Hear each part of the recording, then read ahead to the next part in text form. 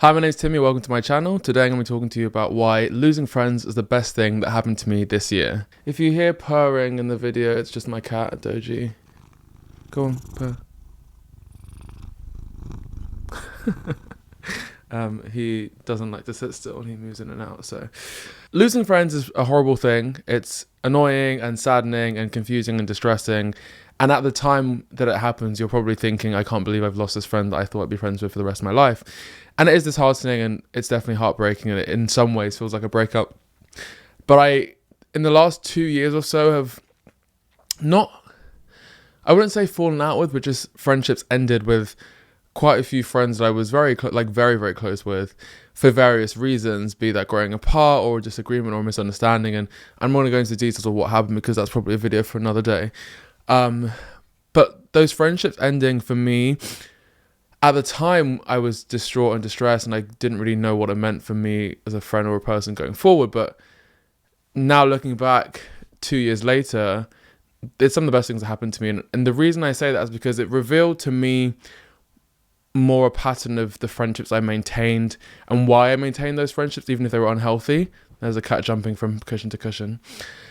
Initially I had a lot of friendships that I knew were imbalanced, but I was too scared to say anything because they'd been that way for so long and I was used to just fulfilling the role of being the carer or the advisor or the friend that was always there, Mr. Dependable, whatever you want to call it. And that was just how I operated. I just thought that's what I had to do and that's how I was, meant to be as a friend. Oh, I just realised I have AirPods in. I started to feel as I grew older, I guess a slight sense of resentment towards those friendships because I realised that I was everything and everyone for these people and these friends. And when they needed something, I was there. If they had a problem, I would turn up, or they'd turn up at my house. They would cry. They'd FaceTime me in the middle of the night. If it was a breakup, I'd give them advice. And I was always just dependable. And I felt like sometimes they had things going on in my life that they weren't aware of, or they just didn't care about, or they weren't there for.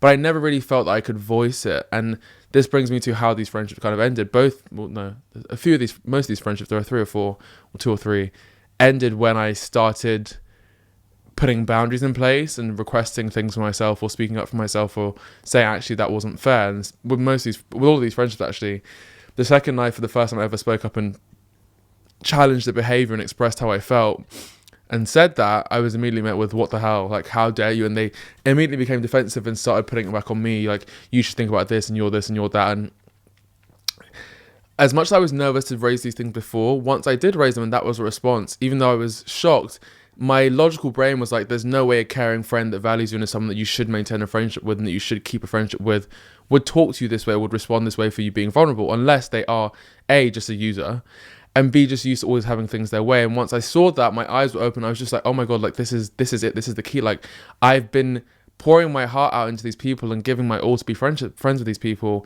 And the one time I request something or be vulnerable or ask for respect or put a boundary in place, I get slapped in the face despite never ever saying anything. And I just couldn't do it anymore. So with those friendships, I just said, you know what, I'm like, that's it, fine, whatever. And if it was blocking people or like not communicating with people or just stopping talking completely without even explaining why, that was what happened. And for me, what that actually did was free up a lot of space in my life and free up a lot of space to focus and pour into other friendships and relationships that were fulfilling, that were uplifting, that did value me and where I was respected and where the things were balanced and equal. And I think, and this is through a lot of therapy, but I realized that the friendships I maintained and I prioritized were the ones that I was least present in because I took up as little space as possible because I was scared of people looking into me and seeing how I was as a person and being worried that if I was to be vulnerable or ask for stuff or put boundaries in place that I would be rejected and that they wouldn't want to be my friend. So the safest place for me was a friendship where it was all about the friend. I did everything they wanted. I was always dependable and I always kept them happy and I always was the best friend ever in the world, because if I was the best friend ever, there was no chance they would ever not like me and stop wanting to be my friend.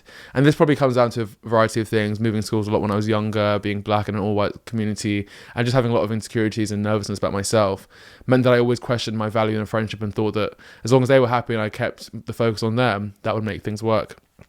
And as the friendships fell away, I actually started to have more time to focus on other friendships, and I thought, okay, well, where should I actually put my energy into, and what friends have I, neglected because I was prioritizing the other people? And just finding friends that actually would remember things I told them, or check in on me when I mentioned something, or follow up, or surprise me with something, or call me or text me or ask to meet up, and not not the burden of the whole friendship being on me to maintain it, but being it equally split between people, I started to be way more happy. I started to actually enjoy seeing friends where I'd see them and we talk about something and it was, oh, like, how have you been? And there's an update for them, and then it would be me, and then I'd update on my thing. And then we kind of have this cycle, and when I saw them the next time, we talk again. And with a lot of those dead friendships that I let go, it was always the only time we spoke was when this person was that person or whatever was in a crisis and they needed help, or I'm in a breakup, or this happened to me, or I need money, or they turn up at my house. And it just became this whole thing where a lot of these friendships were me just being in crisis mode and supporting people in crisis, and then I wouldn't hear from them for months, or I wouldn't really get the same back when I had stuff going on. It would be a kind of a few minute conversation and that would be it. And the change and the switch and being involved in relationships where I feel really valued and supported has just meant that I felt more secure, more confident in myself as a person, and more happy in my friendships. And that, I can't explain how much of a difference that's made for me. And that is something that I think you can only learn once you lose some bad friendships, or you lay to rest some bad friendships and start prioritizing other friendships, because it makes you appreciate yourself more, feel valued more, and also understand the importance of being in spaces where you're valued. And then that has kind of bled into the way I operate in other friendships. And I've started being very clear in a lot of my friendships now. If I don't want to do something, I don't do it. If I don't feel like going somewhere, I don't go. And if something upsets me, I just try and say at the time, like, that upset me. And not being embarrassed or scared or fearful of rocking the boat or sharing my opinion or being honest, because the base of any good friendship or any relationship is honesty. And if you can't be honest with each other from the onset, then it's kind of pointless. So that's another thing that's been really useful. But also time. I think when you spend so much time being someone's support blanket, and someone that person always needs to talk to and text and update about life things and call you for hours and be having these breakdowns and whatever, it just becomes very draining. And I got a lot of time back for myself, time to just look and spend and focus on myself and on me. And that was absent. I spent so much time, and not just in these friendships, but many friendships, always feeling drained, because I'd go and see someone and spend all this energy like counseling and giving support and giving advice, or like always focusing on other people's lives. And it was very draining. There wasn't enough or a lot left for me. And once I stopped being in these friendships, I had more time to just focus on myself, more time to just chill in the evenings, or think, what is a priority for me with my time? And this has allowed me to do more content and stuff. And I've started writing again, I've been able to read, and I've started running, I've gone to the gym. And this year has been filled with so many new hobbies and activities and interests, and more me time than I've ever had in my life. And whilst I'm busier than ever, I feel like I'm actually, for once, replenishing my cup and filling myself up and making myself feel alive again. And I really do attribute that to just putting to bed some bad friendships. So all of this is to say that no one wants to lose a friendship, and I hope you don't go through it because it's horrible. But if you do, and you have to, or you decide to go down this path of cleansing your energy and, being around people that support you, and that is one thing I will say as well, is that it is really important the kind of company you keep. It does reflect and start to, I guess, what's the word I'm looking for? Chip away at you. And it starts to mold you, right? If you're with people that are always draining you, it becomes you. You become someone that is drained and is just used to letting people take the piss out of them and walk all over them. And I think having redrafted my life in a way to a situation where I'm now with friends that continuously balance and hold me and support me as much as I support them, means that I feel like those friendships reflect who I want to be and who I am as a person better. And the people that I have around me now are inspiring me to do better and be good and push myself and actually encourage me in times of need. And when I question my abilities or my talents or my hobbies or my interests creatively, people say, no, like, you've been doing it for so long, don't give up. And I feel more heard and more supported. And that, I think, is important, to be with people that lift you up and make you a better person every day rather than drain you and bring you down. That's another additional point for free. But all of this is to say that it's hard to lose friendships. It's hard to fall out with friends. It's hard to kind of have to basically go through a friendship breakup. But if you go through those situations and you look back and take stock and realize that friendship was negative, it's probably for the best. In fact, I promise you, it's definitely for the best.